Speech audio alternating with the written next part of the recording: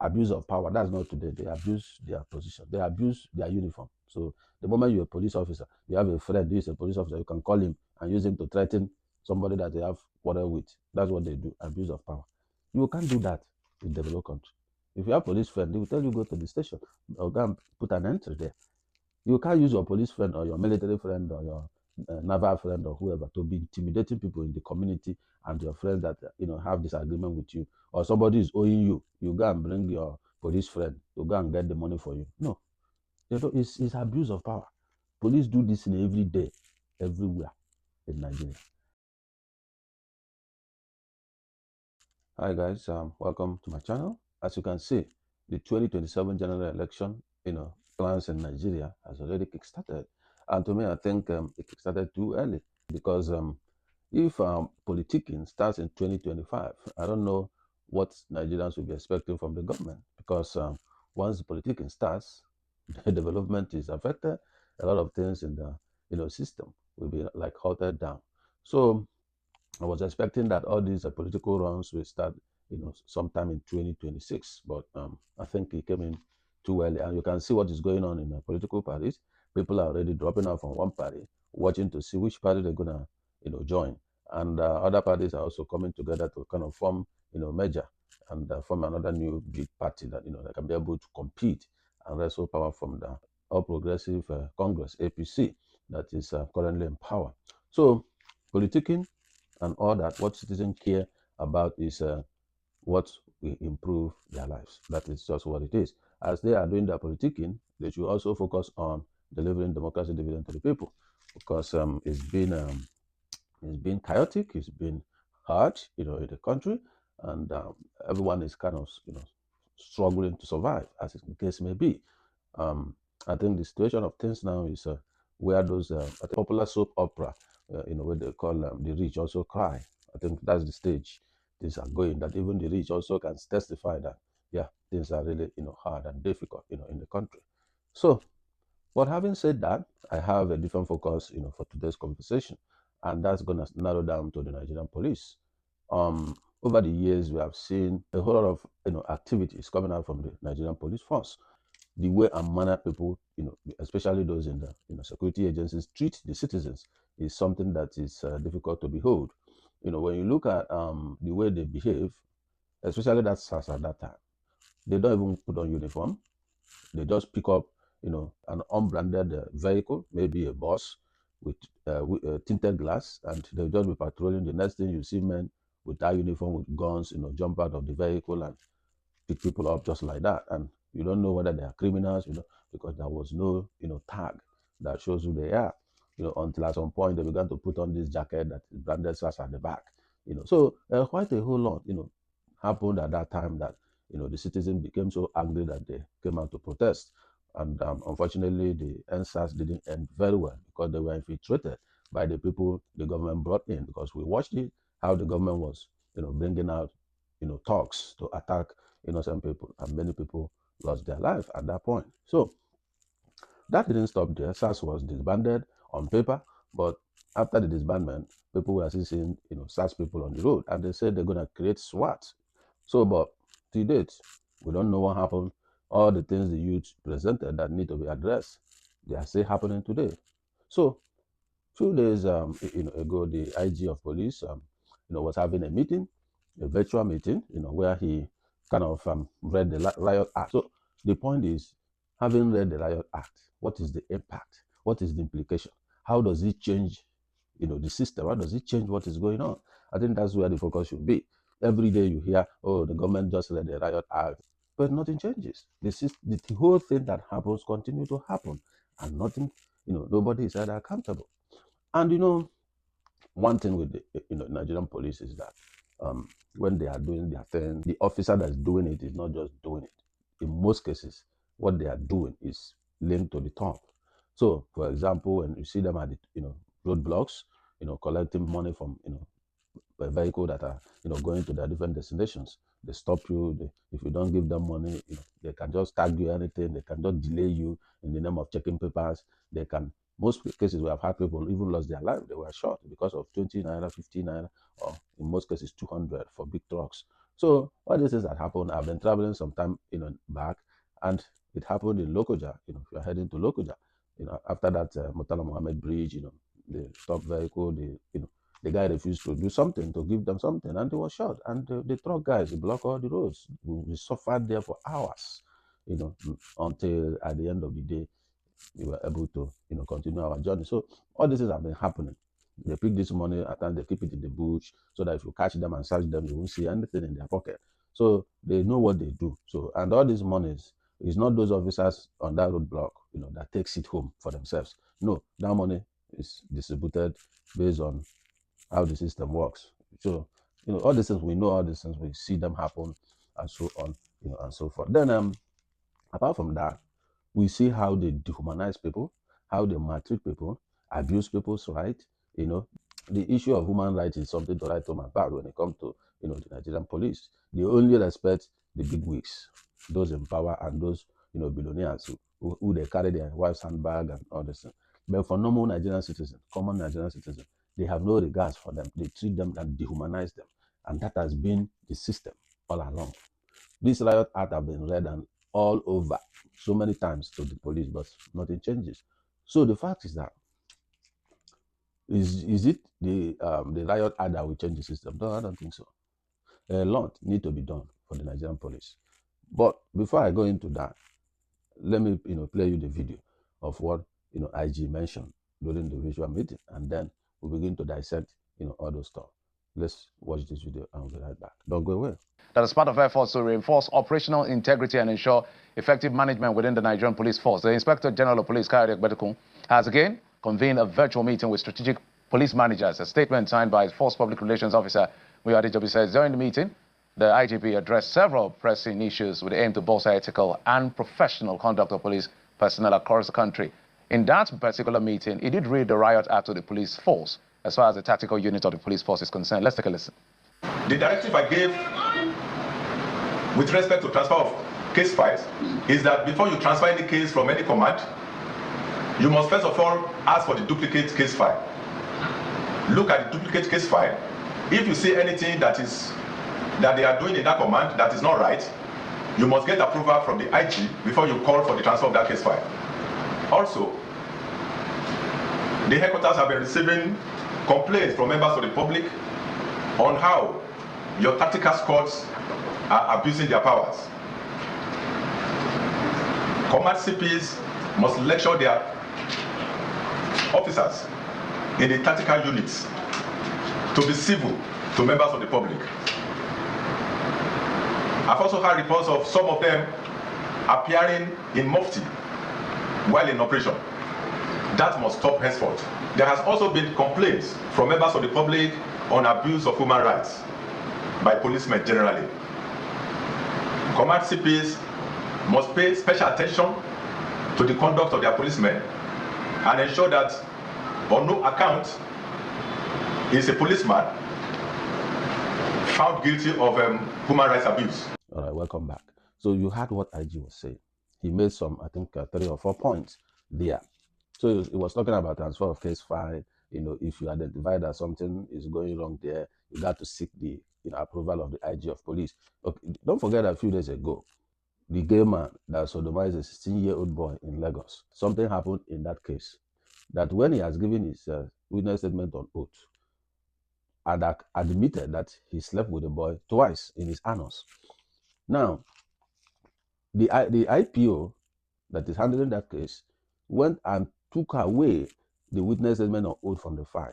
And I think he also tried to tamper with the medical report from the hospital, according to the father of the boy. And then he now transferred the case file. So the witness statement of oath was missing. And the IPO was arrested and kept in detention. Now, the question is this: how do you, find out that something is fishy? Yes, I know that there are key documentation that's supposed to be on file. They may be on file, but the information there is not actually what happened. How do you know? That is the point. So, is it telling them that if you identify that there is something wrong with the case file, you need to seek IG's approval? Is it the solution to that? I don't think so. I think in every organization, there's what we call standard operating procedure, SOP. That is an internal system that dictates how people need to operate and function within the organization. All right, it's an internal mechanism that kind of provide the processes and procedures things must go, and also provides the mechanism to track each individual in that organization to be sure that they are complying with that rules. So, and that is where the compliance department or unit comes into play. So now the SOP will detail if there is a crime, these are the steps to take. All right. So when the file moves to the next person will confirm if all these steps were actually taken.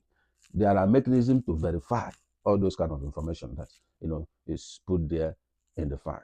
So that is what the IG should be talking about. How to, if they don't have it, how to develop it, how to strengthen it, how to make sure that every police officer complies to that. If they don't have a compliance department, they create one.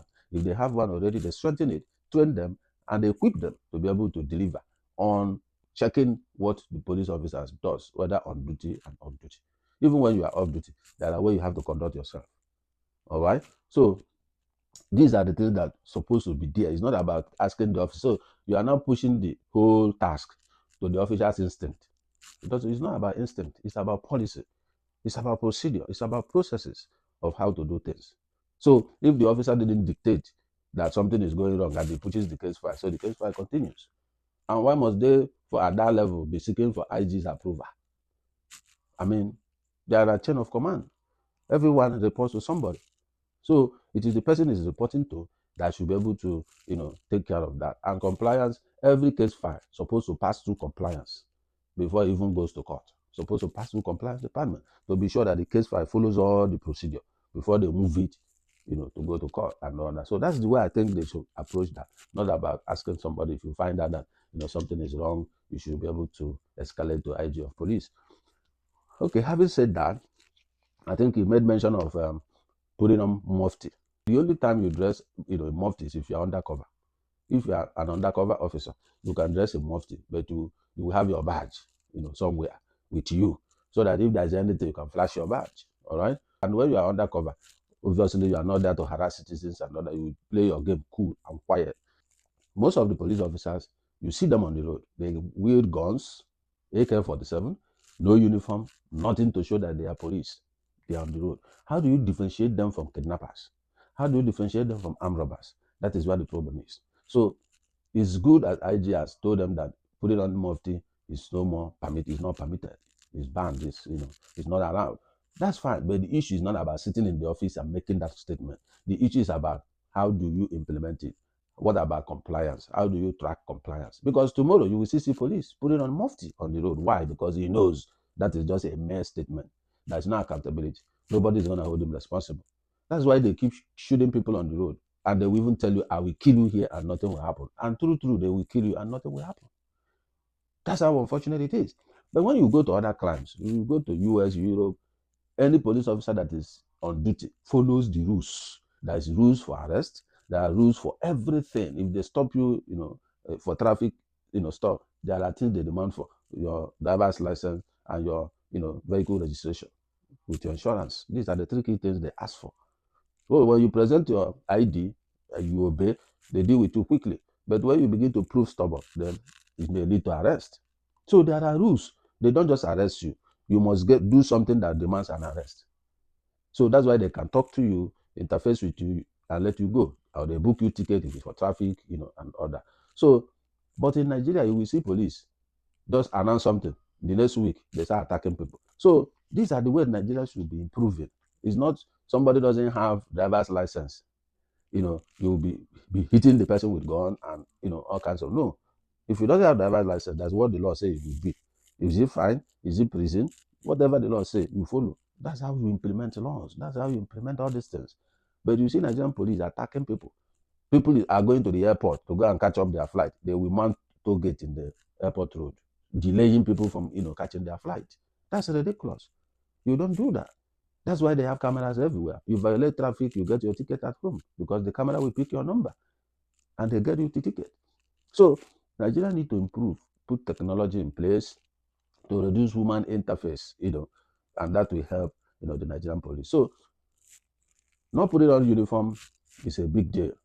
So you see police here, well kitted, everything. They don't wield AK-47. They only have their pistol. You don't walk around with AK-47. They only use AK-47 if there is a response. There is an incident and they call 911 and they are responding to that incident. That's when AK-47 and AR-15 and the other will come out. But as for their normal policing, the police with just their pistol. And they walk around, mingle with people. But our system is highly different. All the stop and search. You just be searching people just like that. For officer to search somebody, come to your house to do a search, they must have a warrant from the court. It is that warrant that gives them permission and access. So in developed countries, when police come to your house, they don't have a warrant. They will knock or press the bell, and they will ask you, this is why they are here. Can they come in? If you allow them to come in, they come in. If you say no, they can't come in. They can speak to you from the door. They will speak, or they will leave. That is private property, that is public property. You don't just jump into somebody's house because you're a police officer. No, it's not done. Except if you're a criminal and you have been declared wanted. That's a different game. It's an operation. But for normal policing, no. Even for the operation, they will get court warrants before they will come, call you out. If you don't come and they break your door or something and get access, the law covers them. So, but our place, no. So, these are not the way to police. So, they need serious training. It's not about reading Riot Act. They need to be trained. They need to be retrained. They need good welfare. They need to have a good barrack. They need their salary to be improved upon so that they can focus on the work. So all these things they are doing is just to, get money. We have seen rogue police, get people on the road. They come up, you carrying a dreadlock or you have a laptop, they pick you up, take you to ATM, withdraw money from your account. They work with POS people. They are there. The rogue police, they are there. So what is the IG doing to address all these things? So these things happen every day. So if you are traveling, especially to the east, different roadblocks everywhere, thousands of roadblocks, and still the insecurity is still there. So what is the essence of the roadblock if the insecurity is still persisting in the state? So the IG also was talking about human rights abuse. They have been getting reports. Since they have been getting the report, what have they done? So coming on a virtual meeting and be announcing to police officers that no more human rights abuse, is that how they do it? No. There should be penalty.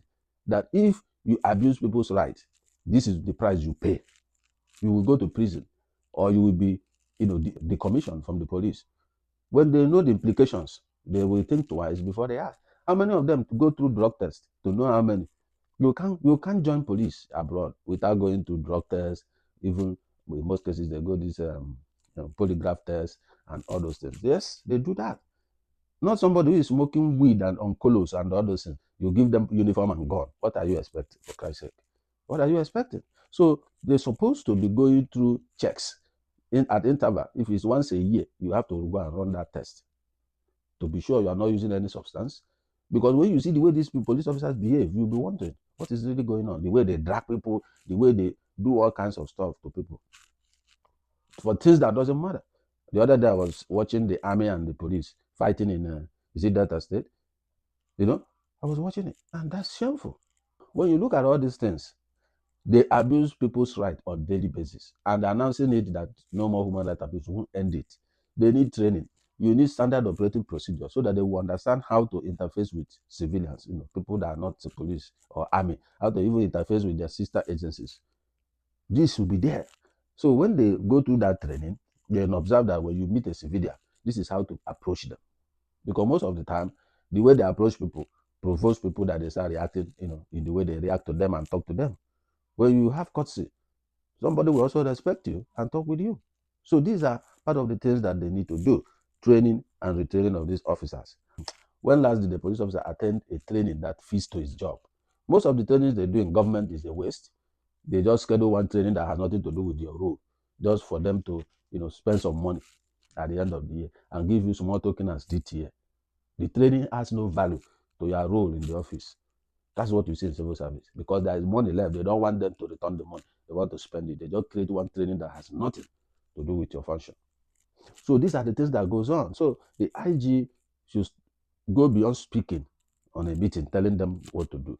Create that system that will, see this thing go through. That system that will also track them. That system that will also, follow the implementation, monitoring, and so on. So these things need to be there and active. They may have the department, but how effective are they? That is the question. Then you now talk about funding for police.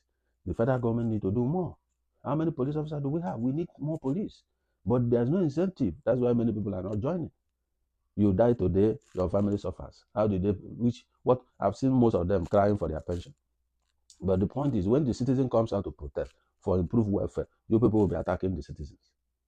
And when you retire, you'll be crying for your, for your gratuity and pension and what have you. That is the issue.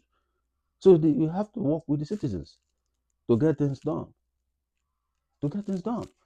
During the NSAS, the citizens were protesting, improve welfare for the police, improve their salary. They are part of the 5-point agenda, the agenda they presented to the government. Improving police, welfare is part of it. But it's the same security people that came and shot them. Is it the military? My point in conclusion is that go beyond talking, set up that system. In abroad, you don't need to tell officer how to operate because the system is there that detailed how you function. If you are making an arrest, this is how. If you are stopping for traffic, this is how. If you are going for human rights issue, this is how. If you are going for battery, this is how. If you are doing this, this is how. It is well written. So, and each one you violate, you, the officer, goes down for it. There are many police officers who are in prison for the way they conducted themselves during an operation. That is it. Even the military, all the security agencies, if you don't follow the rules, then you go down for it. And that's how it works here. So, but in Nigeria, it's a different ballgame. Police officer does whatever he do, nothing happens. That they are boasting before you that they will kill you, they will waste you, and nothing will happen. And true, they waste the person, nothing happens. Highest you see, the police have paraded the officer that do this. What happened next? Nobody knows. So parading somebody and the person disappears. What is it? The family will not get closure. So crimes happen, most cases, they are not solved. But no matter how long it takes abroad, they must get the culprit. They must find the person because there are a lot of systems. There's database, DNA database, there's fingerprint, there's this, there's that. So whatever you do, every individual has that information. So they cross-pollinate things they see on the crime scene, and they will get the person. You buy a gun, it's registered, the bullet is. So forensic is there, and so on. So they must have the person. So we need to start thinking how to professionalize what we do, how to copy what others are doing, domesticate it the way it works for us. That's why training is important. That's why funding is important. So the government need to fund the police properly. When you see some police officers, you even disrespect them. That's why many people do, because they don't look like police officers. The way they dress, shabbily, are clothes not iron, their shoe off. That if you look at them, you'll be wondering, is this a police officer? Because they don't look like a police officer, they just look shabby. So, and I learned that police officers buy their uniform by themselves. How? They can show others as spare for them. That's understandable, but not that they are meant, police uniform. They pay to get it. So Nigerian police, you guys can do better. That's the point. So I mean, Mr. IG, please go beyond speaking. Go into creating the procedure. Create a solid SOP. Look at other countries' SOP that's doing better in the policing, and then replicate it and domesticate it to Nigeria. All right, and then we have been talking about state policing for years. Till today, nothing. This state policing is good for our country, just like they are doing in America. State policing, they have the local police, the sheriffs. They have the state police. There you have the NYPD, LAPD, and blah blah blah. Then in the federal, you have the FBI. 3 layers. When you call 911, they ask your location. If you are in a local community, they call the sheriff close to you. Not Abuja will be processing to call. So that's why their response time to crime is very, very limited. As you call 911 in the next couple of minutes, they are there. Or ambulance, because all these things are localized. Not you call ambulance, they will now start coming from Wuse to go to Bagwalada or to go to Kuje or Abaji. So we have to improve our system, understudy other countries, see what they are doing, and improve in what we do. That's the way I have to approach it. So the SOP is very important for the Nigerian police. So abuse of power, that's not today. They abuse their position. They abuse their uniform. So the moment you're a police officer, you have a friend who is a police officer, you can call him and use him to threaten somebody that they have quarrel with. That's what they do, abuse of power. You can't do that in developed country. If you have police friend, they will tell you go to the station or go and put an entry there. You can't use your police friend or your military friend or your naval friend or whoever to be intimidating people in the community and your friends that have disagreement with you, or somebody is owing you. You go and bring your police friend. You go and get the money for you. No, it's abuse of power. Police do this in every day, everywhere in Nigeria. So telling them abuse of power must stop and all this. How do you implement that? How do you track that? How do you put it to work? That is the question I'm asking. So when you are talking about abuse of power, it's because there's no procedure, there's no process. People don't follow the process if you have any. So when you have something, that's when a friend calls a police friend, hey, come, this guy is owing me 500K. I need to collect that money. Please help me go and threaten him and collect the money. The officer will tell him, no, sorry, I can't. If I do that, I'll be fired. Go to the station, make an entry. They will send somebody from the police. You will see things will start changing. But no, because of them, what is my court? I'll give you 100K. The police will go use his uniform to go and threaten the person to collect the money. That's abuse of power. So, okay, IG, please, let there be a formidable system that will checkmate all this thing. Let there be rules. Each of them will have the percussion. When you break this rule, this is the price to pay. When you break that rule, this is the price to pay. And that will make them to sit up. That's the way I see it. So I'm going to leave it here for now, and then we'll see how things progress and see how IG implements all the 4 key points or so he has mentioned in that visual meeting. So please go to the comment section, put in your comment, tell us what you think about these things IG has said and how you think he can implement this thing. Do you think it's something that is doable for them? Is it by just saying it? What's things has he put in place to see that what he just said will happen in the police system? So put your comment there. I will respond to your comment as soon as I get them. And then if you are new to my channel, please don't forget to like and share this video, and also subscribe to my channel and put on your notifications so that when my next video drops, you'll be among those to be notified. So I'm signing out from here. I'm going to see you in my next video. Do have a wonderful day. Thank you for watching.